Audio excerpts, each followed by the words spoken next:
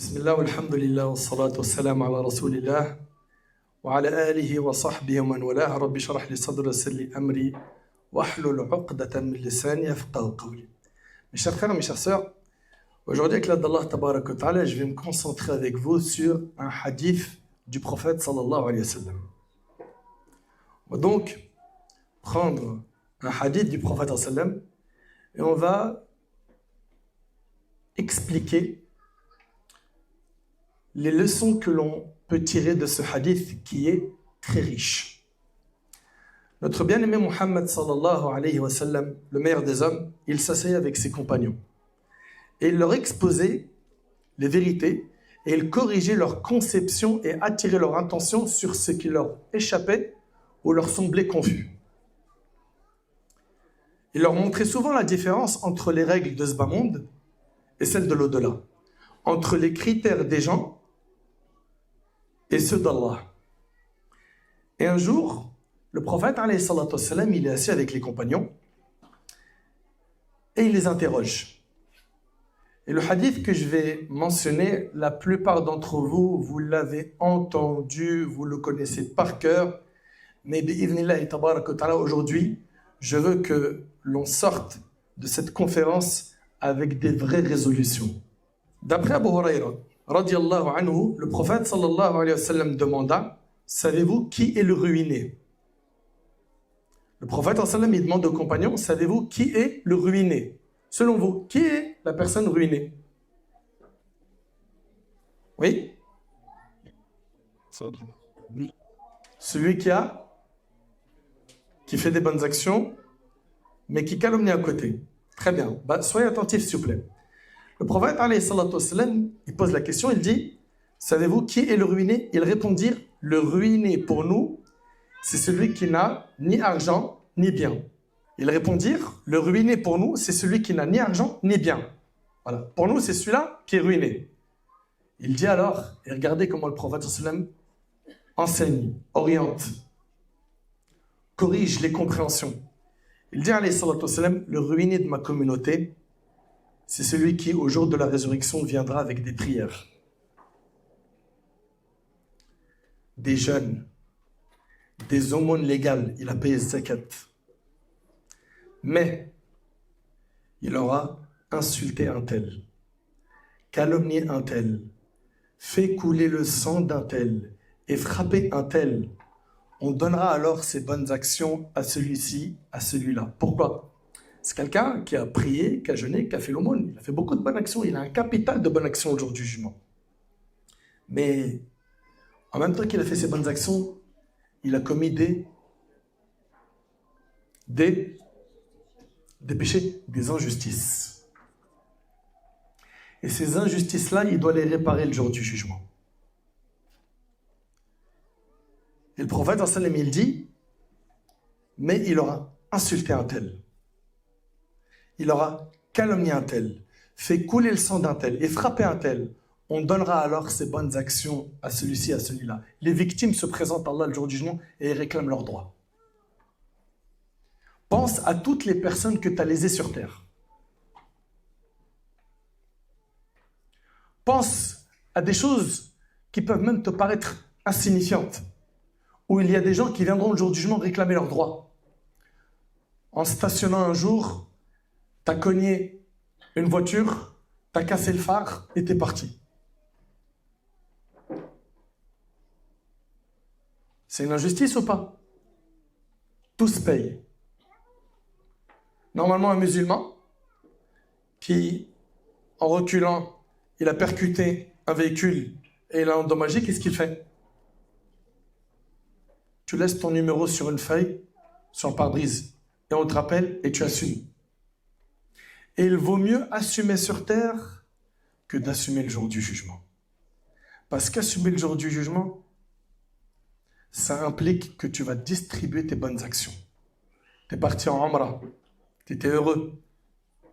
Tu es parti au Baqiya, tu as assisté à beaucoup d'enterrements. Tu as lu énormément le Coran. Tu avais des cours de Coran hebdomadaires. Tu apprenais, tu révisais. Tu as même fait une khatma. Tu as appris le Coran. Après, tu as passé des ijazas. t'as enseigné l'arabe, t'as enseigné la religion, t'as fait beaucoup de rire, t'as fait énormément de belles choses. Sauf que le souci, il est où? En face, t'as fait du tort aux gens. Ces gens, déjà sur terre, ils ont du mal à pardonner. Est-ce que tu penses que le jour du jugement, ils vont dire Moussamah? Sur terre, les gens, malheureusement, ils ne pardonnent pas facilement. Le jour du jugement, la situation ne sera pas facile. Donc ça veut dire que toutes les injustices que tu as faites, toi qui m'entends et qui es encore en vie, fais le nécessaire pour qu'après cette conférence, tu répares immédiatement le tort que tu as fait. Wallah, et que c'est pour ton bien. Le prophète, alayhi salatu wassalam, il dit, on donnera alors ses bonnes actions à celui-ci, à celui-là. Et si ces bonnes actions s'épuisent avant que l'on ait réglé ses comptes, imagine-toi, tes victimes sont tellement nombreuses le jour du jugement, ils viennent, ils te déplument, tu n'as plus de bonnes actions. Mais il y a encore des victimes, ils réclament leurs droits. Et toi, tu n'as plus de bonnes actions à donner. Qu'est-ce qui va se passer? On prendra leurs péchés et on les mettra sur ton compte. Le prophète, il dit, et si ces bonnes actions s'épuisent avant que l'on ait réglé ses comptes, on prendra alors une partie de leurs péchés et on l'en chargera. Ensuite, il sera jeté dans le feu, et c'est rapporté par Muslim. Ensuite, il sera jeté dans le feu. Qu'Allah nous en préserve. Ce feu que personne d'entre nous ne peut supporter. Une bougie sur terre, tu n'es pas capable de mettre ton doigt et de rester quelques secondes à supporter sa chaleur. Imagine-toi le feu de l'enfer. Enfin, mes frères et mes sœurs, on va vivre avec un hadith qui est très riche, qui est dense. Et on va, bi'idhnillah subhanahu wa ta'ala, essayer de tirer un maximum de leçons. Mais déjà, dès le départ, comprendre une chose. C'est que le prophète, il nous parle ici du ruiné en disant que c'est quelqu'un qui a fait beaucoup de bonnes actions. Mais il a fait du tort aux gens. Et ce tort, il ne l'a pas réparé sur terre. Et donc, il va rembourser avec ses bonnes actions. Et s'il n'en a plus, il prendra les péchés des autres. Ils seront mis sur son compte. Les compagnons parlèrent au prophète des ruinés de ce monde. Et lui, il leur parla des ruinés du jour du jugement. Les compagnons évoquèrent une ruine passagère. Et le prophète leur décrivait une ruine qui dure longtemps. Ils mentionnèrent une ruine qui n'affecte pas forcément la religion. Ils ont dit quoi? Ils ont dit au prophète le ruiné, c'est celui qui n'a ni argent ni bien. Donc ils mentionnèrent une ruine qui n'affecte pas forcément la religion. Mais le prophète parla d'une ruine qui mène en enfer, qu'Allah nous en préserve. Dans cette vie, l'homme déploie tous ses efforts pour protéger ses biens et éviter la faillite. Alors celui qui cherche réellement le salut devrait être encore plus vigilant à préserver ses bonnes actions, de peur qu'elles ne soient perdues le jour du jugement et de ne pas faire partie des véritables ruinés le jour du jugement. Nous sommes sur terre dans une terre d'efforts et d'œuvres. Et le jour du jugement, ça sera le jour de la rétribution, du jugement sans pouvoir œuvrer. C'est-à-dire que c'est maintenant. L'intelligent parmi nous, maintenant, il se prend en main. Maintenant, il corrige le tir. Maintenant, il demande pardon à ceux qu'il a lésés. C'est difficile, c'est un exercice costaud pour ton nafs. Fais-le. Le prophète a dit, la marchandise d'Allah vaut cher, la marchandise d'Allah c'est le paradis. Le paradis, tu ne l'auras pas gratuitement. Tu crois que tu vas avoir le paradis blèche, sans faire d'effort. L'endroit où tu vas sans faire d'effort, c'est Jahannam. C'est là où tu vas aller.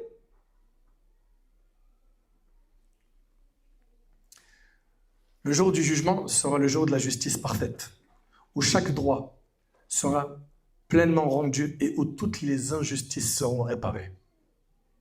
Allah tabarak wa ta'ala dit يَوْمَ تَجِدُ كُلُّ نَفْسٍ مَا عَمِلَتْ مِنْ خَيْرٍ مُحْضَرًا وَمَا عَمِلَتْ مِنْ سُوءٍ. Le jour où chaque âme trouvera devant elle le bien qu'elle aura accompli, de même que le mal qu'elle aura commis. Le jour du jugement, tout sera exposé. Tes bonnes actions et tes mauvaises. Allah Ta'ala dit يَوْمَئِذٍ يَتَذَكَّرُ الْإِنسَانُ وَأَنَّ لَهُ الذِّكْرَى. Le jour du jugement, l'homme, il se souviendra de ce qu'il avait fait. Mais à quoi lui servira? C'est trop tard. C'était maintenant, pendant que tu étais vivant, qu'il fallait que tu fasses le nécessaire pour ne jamais faire du tort, ne jamais léser quelqu'un. Et attention, Quand on parle de léser quelqu'un, on parle de léser n'importe qui parmi les fils d'Adam, musulmans ou non musulmans. Grand, petit, homme, femme. L'injustice est haram dans notre religion. Elle est interdite. Allah Ta'ala, dans le hadith d'Abi Dharr qui est rapporté par Muslim, Allah nous dit: je me suis interdit l'injustice et je l'ai rendu interdite envers vous-même, ne soyez pas injustes. Allah, il a interdit l'injustice. Faites-y attention. Écoutez avec moi, s'il vous plaît, ce verset. Allah Ta'ala dit: وَنَضَعُ الْمَوَازِينَ الْقِسْطَ لِيَوْمِ الْقِيَامَةِ فَلَا تُظْلَمُ نَفْسٌ شَيْئًا وَإِنْ كَانَ مِثْقَالَ حَبَّةٍ مِنْ خَرْدَلٍ أَتَيْنَا بِهَا وَكَفَى بِنَا حَاسِبِينَ. Au jour de la résurrection, nous dresserons une balance juste, si bien que nul ne sera lésé et tout sera pris en compte. Personne ne subira une quelconque injustice de la part d'Allah. C'est bien que nul ne sera lésé et tout sera pris en compte, fût-ce du poids d'un grain de moutarde. Et pour demander des comptes, nous suffisons largement. Selon Budhar radhiyallahu anhu, il a dit: le messager d'Allah alayhi salatu wassalam a vu 2 brebis qui se cognaient à coups de corne. Il dit: ô Abu Dharr, sais-tu pourquoi ils se cognent à coups de corne? Je répondis: non. Il dit: mais ton Seigneur le sait. Et il rendra justice entre le jour du jugement. Allahu Akbar. Et c'est rapporté par Ahmad al-Tabarani. Et d'après Abu Huraira, le prophète a dit: les créatures se rendront mutuellement justice les unes envers les autres au point que la bête sans cornes prendra son droit sur celle qui a des cornes. Et même la fourmi prendra son droit d'une autre fourmi. Et c'est rapporté par Ahmed. Une question.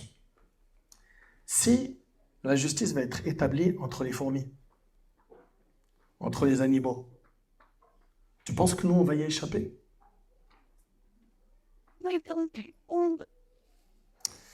Allah Ta'ala dit: Al-yawma tujza kullu nafsin bima kasabat. La dhulma al-yawm, inna Allaha sari'ul hisab. En ce jour, chacun sera rétribué selon ce qu'il aura acquis. Point d'injustice en ce jour. Allah est prompt à demander compte. Allah est prompt à demander compte. En ce jour difficile, le jour du jugement, au cœur de cette scène effroyable, le prophète il attire notre attention, ainsi que celle de ses compagnons, sur une catégorie de personnes parmi cette communauté. Ce sont des gens qui ont accompli des œuvres de piété. C'est des gens qui ont prié. C'est des gens qui ont jeûné. C'est des gens qui ont fait l'aumône. C'est des gens qui ont fait beaucoup de bonnes actions. C'est des gens qui ont peiné dans la nuit pour prier, pour faire qiyamul layl, faire des prières surrogatoires la nuit. Ce sont des gens qui ont supporté la chaleur du jour pour jeûner. Ce sont des gens qui ont combattu leur attachement au bien pour les dépenser dans le sentier d'Allah. Ils auront donné, malgré l'amour qu'ils portaient à leur richesse. Ils auront donné aux pauvres, aux orphelins, à ceux dans le besoin. Ils auront multiplié les œuvres pieuses, renoncé au plaisir de ce bas monde. Et ils auront délaissé ce qu'ils aimaient pour obtenir l'agrément et la récompense d'Allah Tabarak wa Ta'ala. Ils auront été sincères dans leurs bonnes actions. Au point, et c'est là le point que je veux que vous enregistriez. Ils auront été sincères dans leurs bonnes actions au point où Allah il a accepté leurs bonnes actions. C'est-à-dire que c'est des a'mal. Qubilat min Allah subhanahu wa ta'ala, c'est des actions qu'Allah il a acceptées. C'est bon. C'est dans leur capital le jour du jugement. Ce sont des bonnes actions acceptées. Allahu Akbar. Ils verront alors la récompense de leurs œuvres. Ils verront l'ampleur du bien qu'ils ont fait et penseront qu'ils sont sauvés.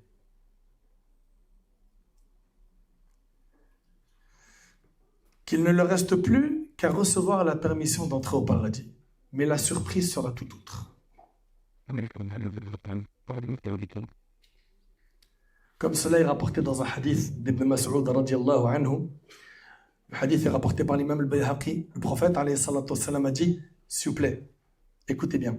Le prophète alayhi sallam a dit, certes, le registre d'un homme lui sera dressé le jour du jugement au point où il verra qu'il est sauvé.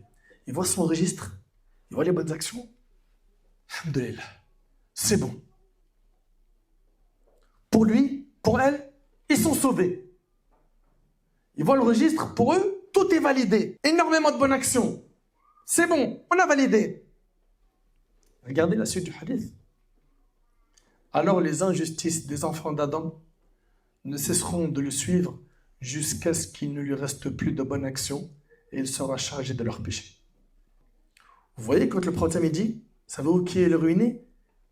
C'est cette personne-là qui voit son registre avec plein de bonnes actions. Il pense qu'il est sauvé. Sauf que, il y a du monde qui t'attend. La liste des injustices a été longue dans ta vie. Paye. C'est le moment de payer la facture. Alors, qui aimerait être survenu le jour du jugement?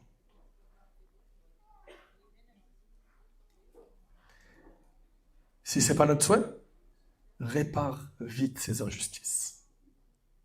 Répare vite, débrouille-toi pour faire ça le plus vite possible. Subhanallah, des gens qu'il avait lésés dans cette vie, parmi les fils d'Adam. Il n'est pas dit parmi les musulmans ou parmi les pieux. Regardez le prophète, il a dit quoi? Alors les injustices des enfants d'Adam ne cesseront de le suivre jusqu'à ce qu'il ne reste plus de bonnes actions et ils seront chargés de leurs péchés. Les injustices des enfants d'Adam. Tu as été injuste envers un musulman ou un non-musulman, tu payes le jour du jugement. Tu as volé les biens d'un tel, tu as sali l'honneur d'un tel, tu as insulté un tel, tu as fait circuler une rumeur sur l'honneur de cette sœur. Et vous savez très bien comment ça se passe sur les réseaux sociaux aujourd'hui. Il suffit qu'un homme ou une femme dise sur une personne quelque chose de sombre, rapidement c'est relayé, sans aucune vérification. Les gens prennent part aux calomnies très rapidement. Eh bien, tu vois tous ces péchés-là, surtout si tu utilises les réseaux sociaux pour faire du haram, pour salir l'honneur des gens, te moquer, insulter, calomnier, rabaisser, eh bien, le jour du jugement, accroche-toi. Parce que tu as beaucoup de choses à corriger. Et c'est des remboursements qui se feront avec tes bonnes actions. Subhanallah. Un tel a été privé de l'héritage. Zulman wa udwana. Hagara. T'en auras pas. Ok? Eh bien, le jour du jugement, accroche-toi. Un tel a fait des fausses accusations. Un tel a propagé des mensonges sur les gens. Un tel a sali l'honneur d'un de ses frères ou d'une de ses sœurs. Un tel a été violent physiquement envers quelqu'un. Il l'a amoché, voire il l'a tué. Mais wallah, le jour du jugement, tout ça, ça se répare. Comment? Avec tes hasanats. T'en as pas, prends les péchés des gens. C'est celui-là le ruiné. Un tel a subi des violences verbales. Un autre, c'est des harcèlements. Un autre, on a volé son argent. Ou bien l'autre, c'était un professionnel dans les arnaques. Il trompait les gens dans le commerce. Il trompe sur la qualité du produit. Yawm al-Qiyamah, t'es pas prêt de ce qui va t'arriver si tu te repens pas vite de ces injustices. Tu fais de mauvais calculs. Tu réfléchis mal. Un tel, il n'a pas payé un employé ou il l'a sous-payé. Les hagras qu'on voit aujourd'hui là, il ne le paye pas. Ou bien il ne rembourse pas la dette volontairement. Il a l'argent, mais il ne lui rembourse pas sa dette. Ces injustices-là, Yawm al-Qiyamah, tu les payeras. Si tu ne t'es pas repenti.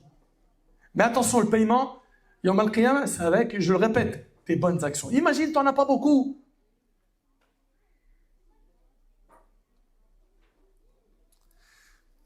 Un tel a été injuste en empêchant les membres de sa famille de pratiquer la religion. Il combattait ses enfants parce qu'ils faisaient salat.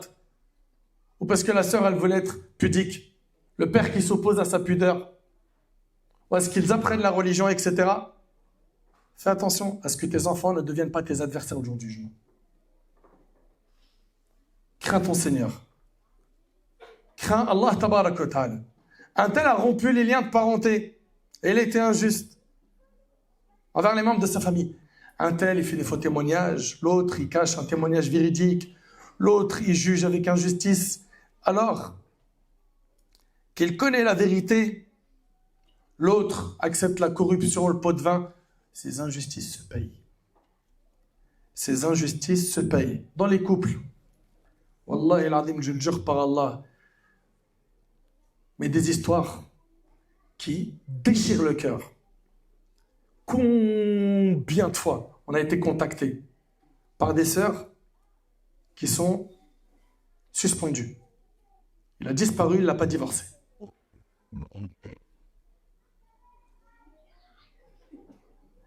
Et parfois, quand on arrive à voir le frère, pourquoi tu ne veux pas la divorcer? Pourquoi tu la laisses suspendue? Tu as refait ta vie. Il dit, je ne veux pas qu'elle refasse la sienne.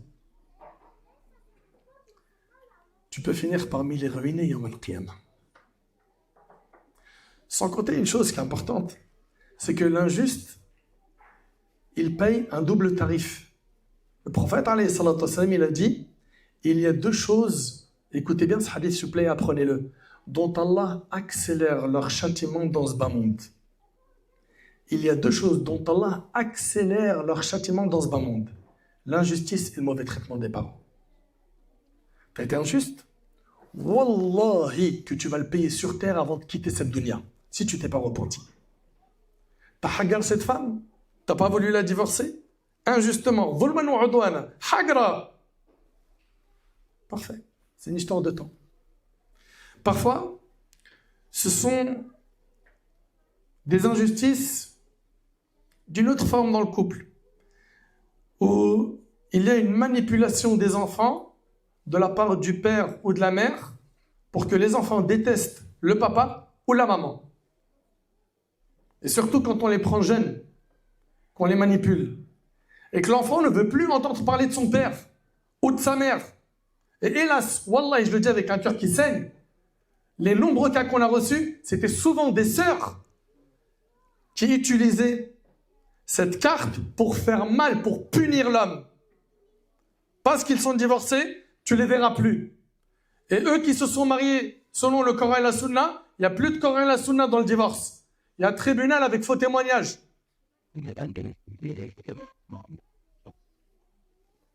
La religion d'Allah, c'est quand vous voulez.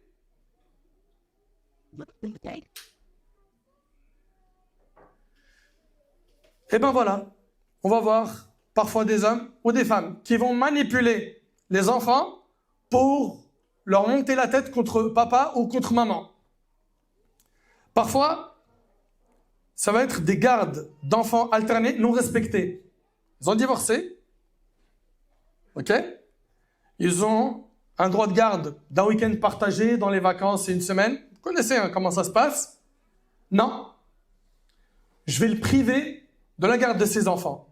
Et je vais monter un gros dossier sur lui tellement brûlant qu'il ne pourra plus voir ses enfants.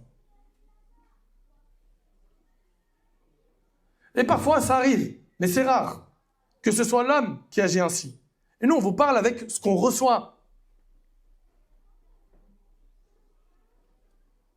Mais ce frère ou cette sœur, et malheureusement, beaucoup de fois, c'est des sœurs. Je ne vais pas généraliser, mais c'est ce que je reçois beaucoup. Mais Yawm al-Qiyamah, tu penses que tu vas t'en sortir comme ça? Tu as assez de bonnes actions pour te racheter le jour du jugement? Tu es solide? Tu es prête à affronter ce jour? Tu t'en es sorti sur terre. Tu l'as écarté de ta vie. Ça, il n'est plus là. Mais le jour du jugement, tu vas faire quoi? Quand il dira à Allah, ya Allah, elle m'a lésé dans ma chair. Mes enfants, je n'ai pas pu les voir. Je pleurais des mois et des semaines pour entendre leur voix. Je ne pouvais pas. Qu'est-ce que tu vas faire ce jour-là? Comment est-ce que tu comptes te sortir? Tu peux réussir à manipuler qui tu veux sur terre. Mais Yawm al-Qiyamah, la facture se paye complète si tu t'es pas repenti. Parfois, c'est aucun droit de visite des enfants.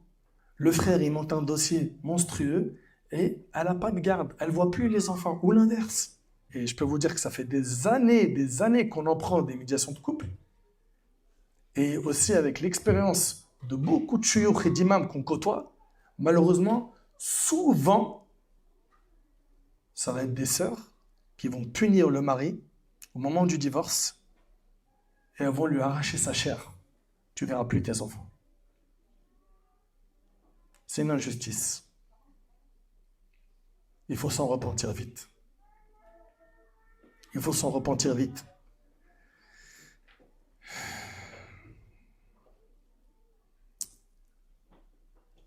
Donc comprenez, mes chers frères, mes chères sœurs, que le jour du jugement, il y en a un qui dira, Seigneur, rends-moi justice face à un tel. Il m'a pris mon bien sans aucun droit. Il m'a privé de mes droits. Donc, Yawm al-Qiyamah, Allah subhanahu wa ta'ala, il répara les torts qui ont été faits sur terre en distribuant des bonnes actions et des mauvaises actions. Des bonnes actions, ceux de la personne injuste, et des mauvaises actions, des victimes, s'ils n'ont plus rien à gratter chez les injustes. C'est le jour de la justice absolue. Aucune injustice ne sera commise ce jour-là. Allah tabarak wa ta'ala rendra justice aux opprimés. Il prendra des bonnes actions de cet homme, pourtant bienfaisant, mais injuste, et il les donnera à ceux qui la lisaient. Et ce, jusqu'à ce que ces bonnes actions puissent rembourser tout le monde. Chaque personne injuste remboursera, quitte à ne plus avoir de bonnes actions. Et si la personne n'en a plus, elle prend les péchés des autres. Puis elle est jetée en enfer. Quel immense regret. Quelle grande catastrophe. Quelle véritable faillite. La hawla wa la quwwata illa billah. Les causes de la faillite. Alors c'est important qu'on parle des causes après des solutions. Celui qui médite sur les causes de la faillite mentionnées par le prophète sallallahu alayhi wa sallam constate qu'elles tournent toutes autour d'une seule réalité malgré la diversité de leurs formes. Il s'agit de l'atteinte aux droits des gens et de l'injustice envers eux. Insulter un tel, accuser un tel, s'approprier injustement le bien d'autrui, verser le sang d'un tel, frapper un autre. Et ce qui pousse à minimiser ces actes et à oser les commettre relève de plusieurs causes. 1. L'insouciance vis-à-vis du jour du jugement. L'insouciance, c'est une maladie très grave. C'est quoi l'insouciance? C'est le fait d'oublier l'au-delà en misant uniquement sur la vie d'ici-bas.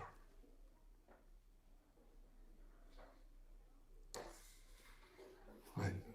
Et il y a des raisons pour lesquelles les gens sont insouciants. L'amour excessif de ce bas monde, la procrastination, ils pensent qu'ils ont le temps, ils ont encore le temps devant eux. Et nos pieux prédécesseurs, ils nous ont dit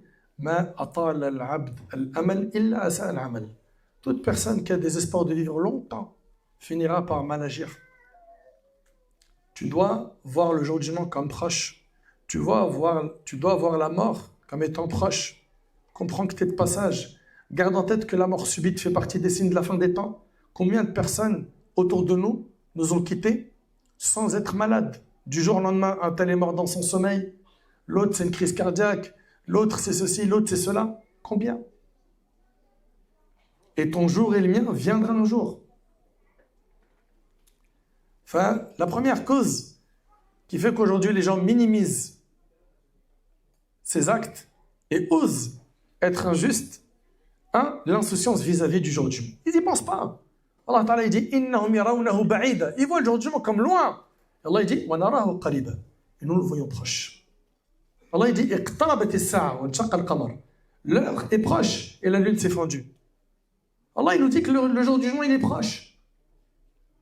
Subhanallah, quand on regarde les signes de la fin des temps, qu'est-ce qui reste avant les grands signes? La plupart des signes, les petits signes de la fin des temps, sont devant nous.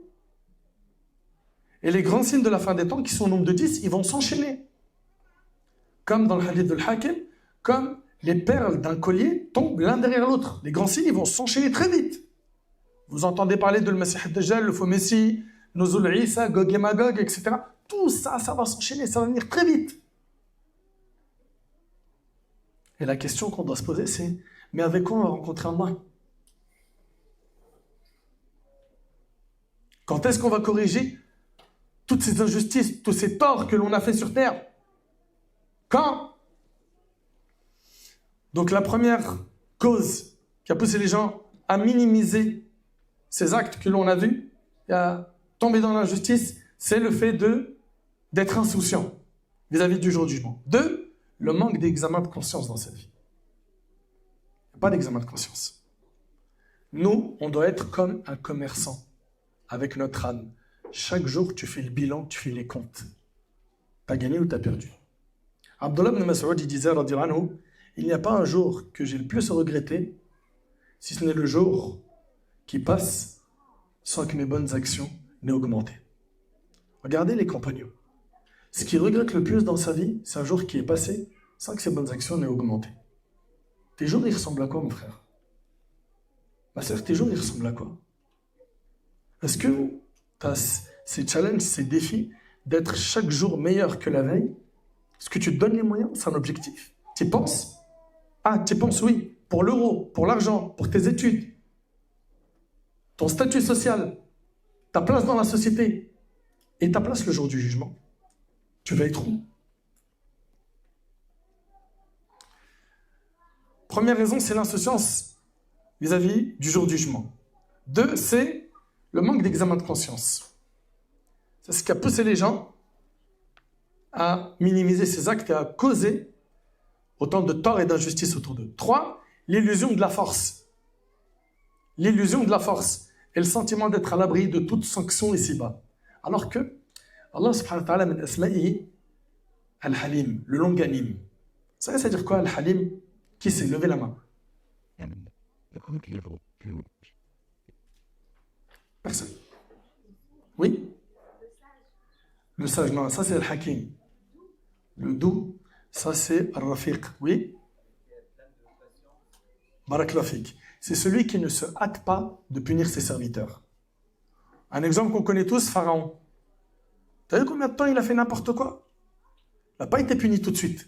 Mais parfois, Allah, parce qu'il est aussi al-hakim, il va te laisser un délai, il ne va pas te punir tout de suite. Parfois, il va te hâter une punition sur terre pour que tu reprennes le droit chemin. Pour que tu te réveilles de ton insouciance. Donc, se sentir à l'abri de la sanction, puisque tu n'as rien eu, ça fait longtemps, tu es en roue libre dans les péchés, il ne se passe rien de mal, de négatif. Attention. Attention, c'est pas parce que tu n'as rien pour le moment qu'il n'y a pas quelque chose qui va te frapper, hein, une grande épreuve dans les jours, dans les semaines, dans les mois qui suivent. Fais gaffe. 4e raison qui a fait que les gens ont minimisé ces actes d'injustice, c'est le fait de compter sur le pardon d'Allah, tout en persistant dans l'injustice. Ah, j'y ai pas là, ces gens-là.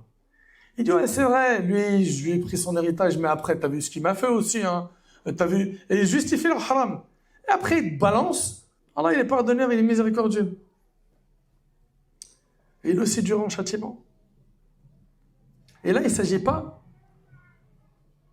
du droit d'Allah, yawm al-qiyamah ici. Il s'agit du droit des gens. Les gens, ils vont réclamer leurs droits. Si déjà sur terre, les hommes ne pardonnent pas, imaginez-vous le jour du jugement. 5e raison, et c'est la dernière, qui a fait que les gens aujourd'hui minimisent ces actes, le tort qu'ils font aux gens, les injustices, c'est la mauvaise fréquentation et les influences de l'entourage. Donc on a cité 5 points. L'insouciance vis-à-vis du jour du jugement. 2, le manque d'examen de conscience.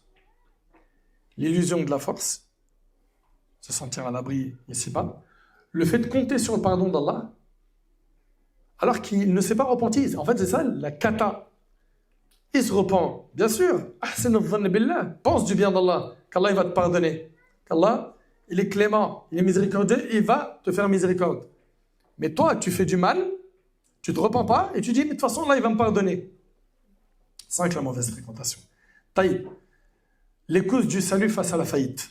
Parce que nous, on ne veut pas faire partie des ruinés yawm al-qiyamah. Qui parmi vous aimerait se retrouver à la place de ce personnage qui a été décrit dans le hadith? Il a fait des prières, des aumônes, il a payé la zakat, il a fait des umrah, l'i'tikaf, Coran, dhikr, il a aidé ses parents, il a fait de l'humanitaire, il a parrainé des orphelins, etc. Mais il a insulté un tel, il a calomnié un tel, il a frappé un tel, il a volé l'argent d'un tel, etc. Et le prophète sallallahu alayhi wa sallam parle de cette personne en disant que c'est la personne ruinée. Ruinée. Pourquoi? Parce qu'elle va distribuer ses bonnes actions aux gens Et si elle n'en a plus, on prendra les péchés des victimes, qu'on lui jettera sur son compte et sera jeté en enfer. Taïb. Pour que l'homme soit préservé des conséquences de la faillite dans l'au-delà, il lui incombe plusieurs choses. J'aimerais que vous notiez ces points, s'il vous plaît. Comme ça, on sort avec du concret. Ok? 1. Être vigilant quant aux droits des gens. Et y être extrêmement sensible. Sois extrêmement sensible concernant le droit des gens. Tu fais quelque chose, tu penses que tu as heurté la sensibilité de quelqu'un, que tu l'as blessé, que tu as fait du tort à ton frère, que tu l'as lésé, répare. Va le voir. Va voir ta sœur. Et dis-lui, écoute, j'ai fait ceci, cela, tel jour, tu l'as peut-être mal pris, je te demande pardon. Vaut mieux que tu répares ça vite et rapidement, que tu laisses, comme font beaucoup de gens, des accumulations, et des semaines, des mois, des années, jusqu'à ce qu'ils te disent « Non, impossible, je vais le voir. C'est pas grave, j'assumerai le jour du jugement. » T'assumeras le jour du jugement? T'es sûr de cette parole? Mohammed ibn Wasi'a, rahimahullah, un parmi les pires prédécesseurs, écrivit à l'un de ses frères. Il lui a dit « Si tu peux te coucher le soir en ayant les mains pures de tout sang illicite, le ventre préservé de toute nourriture interdite et le dos léger de tout bien acquis illicitement, alors fais-le. Si tu y parviens, nul reproche ne pourra t'atteindre. إنما السبيل على الذين يظلمون الناس ويبغون في الأرض بغير الحق. Il n'est de grief qu'à l'encontre des gens qui transgressent envers autrui et commettent des abus sur terre sans aucun droit. Donc, développe cette sensibilité. D'accord? C'est la première solution pour nous écarter de la ruine le jour du jugement. Développe cette sensibilité extrême face aux droits des gens. Ok? Et ça va venir avec l'effort. 2. Gardez constamment à l'esprit le jour du jugement. Et après, tu veux te retrouver perdu le jour du jugement, ruiné, sans rien. Subhanallah, quand tu réfléchis sur le ruiné, il a fait des bonnes actions en étant sincère. Elles ont été acceptées. Il les a vues. Mais elles ne sont pas pour lui. Il les distribue parce qu'il a été injuste. Parce qu'elle a été injuste. Gardez constamment à l'esprit le jour du jugement. Car cela constitue par la permission d'Allah une protection contre l'injustice et la faillite. Un homme parla un jour au calife bien guidé, Omar ibn Abdel Aziz radiyallahu anhu. Il a parlé avec Omar ibn Abdel Aziz et jusqu'à ce qu'il l'a mis en colère. Omar s'apprêta à réagir dans la colère, puis s'est retenu. Et il a dit, tu voulais que le diable m'incite par le pouvoir, parce qu'il avait le pouvoir, c'est le calife. Tu voulais que le diable m'incite par le pouvoir à te faire subir aujourd'hui ce que tu me feras subir demain. Il a dit, pars qu'Allah te pardonne. Pense aux conséquences. Quand tu étais en position de force et que tu t'es vengé jusqu'à terrasser un de tes frères, l'humilier, pense au jour du jugement. Pense-y, tu vas être humilié toi le jour du jugement? Tu veux que ça se passe mal pour toi? Fais attention. Donc on a dit 1, développe cette grande sensibilité face aux droits des gens. Pense au jour du jugement. 3, s'examiner constamment soi-même. S'examiner constamment soi-même. Car celui qui se remet en question reconnaît ses fautes et s'efforce de s'en libérer avant le jour de la perte. Othman ibn Affan, il entrait un jour, radiallahu anhu, et il vit son serviteur en train de nourrir une de ses bêtes. On parle de Othman, un grand compagnon, 3e calife de l'islam. Il remarqua quelque chose dans la nourriture. Il a attrapé alors l'oreille du serviteur et la serra. Puis il a regretté. Vous suivez ou pas? Il a attrapé l'oreille du serviteur, il lui a serré, puis il a regretté. Il dit alors au serviteur, lève-toi et rends-moi l'appareil. Fais-moi la même chose. Le serviteur refusa, mais il insista jusqu'à ce qu'il accepte. Le serviteur prit alors l'oreille de Othman. Et Othman, il lui disait, serre. Pourquoi, à votre avis, il disait ça? Il préfère que ce soit remboursé sur terre. Il lui dit, serre, plus fort. Lorsque Othman sentit qu'il avait subi l'équivalent, il dit, quelle grâce que le règlement des comptes ici-bas avant celui de l'au-delà. Corrigez les choses sur terre pendant qu'il en a encore temps. Pensez à tout le mal que vous avez fait aux gens, le tort que vous avez fait subir aux gens, les injustices que vous avez faites, et réparez ça. Quatrièmement, ne pas compter sur le pardon. Si tu comptes sur le pardon d'Allah subhanahu wa ta'ala, sache que les injustices entre les serviteurs seront intégralement réglées par lui. Et si tu comptes sur le pardon des gens, il est déjà très rare et limité dans ce bas monde. Alors qu'en sera-t-il le jour du jugement? Cinquièmement, se rappeler de la puissance d'Allah sur toi. Omar ibn Abdelaziz, radiyallahu anhu, écrivit à l'un de ses gouverneurs, il a dit, lorsque tu t'apprêtes à léser quelqu'un, rappelle-toi la puissance d'Allah sur toi. Sache que tout ce que tu fais subir aux gens disparaîtra d'eux, mais restera inscrit contre toi. Et sache qu'Allah Azza wa Jal reprendra les droits des opprimés auprès des oppresseurs et paix sur toi. Rappelle-toi que le mal que tu fais, Allah il est plus puissant que toi. Il peut te faire goûter à un mal équivalent sur terre ou dans l'au-delà, ou dans les deux. Sixièmement, libère-toi de ces injustices dans cette vie, vite, répare les pots cassés. Car cela est bien meilleur que d'en répondre dans l'au-delà. Selon Abu Hurayra radiyallahu anhu, le prophète sallallahu alayhi wa sallam a dit « Celui qui a lésé son frère dans son honneur ou ses biens, qu'il s'en acquitte immédiatement. » Comment? En réparant le tort causé ou en s'excusant, fait le nécessaire pour réparer la chose. Celui qui a lésé son frère dans son honneur ou ses biens, qu'il s'en acquitte immédiatement, avant que ni le dinar ni le dirham ne soient de quelque utilité, c'est-à-dire le jour du jugement. Sans quoi, s'il a quelques bonnes actions à son actif, on prendra l'équivalent de son injustice pour le donner à la personne lésée. Et s'il n'a aucune bonne œuvre, on lui fait supporter en compensation une partie des péchés de la victime rapportés par le Bukhari. Répare ça vite. Procrastine pas. À la fin de cette conférence, tu fais le bilan des personnes que tu as lésées. Et tu te bats avec ton ego pour corriger ça. Parce que si tu meurs avant de corriger ça, la réparation, le jour du jugement, elle se fera avec tes hasanat. Si tu en avais beaucoup et que tu avais lésé beaucoup de personnes, c'est distribué. Imagine si tu n'en avais pas beaucoup. Et imagine s'il y a trop de victimes, Yawm al-Qiyamah.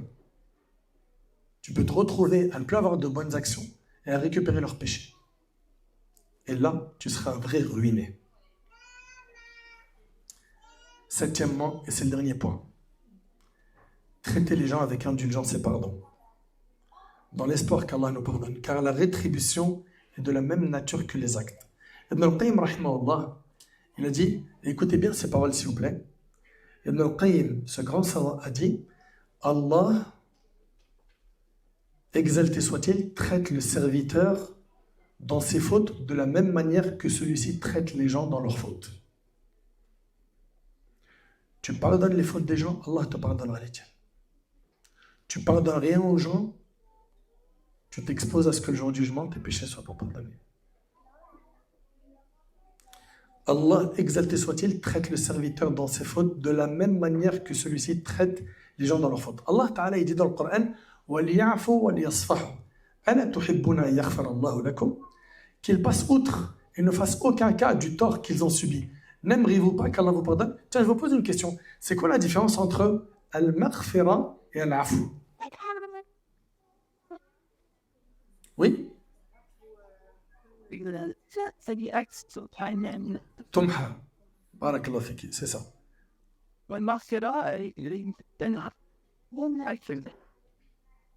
Jazakillah khair, c'est ça.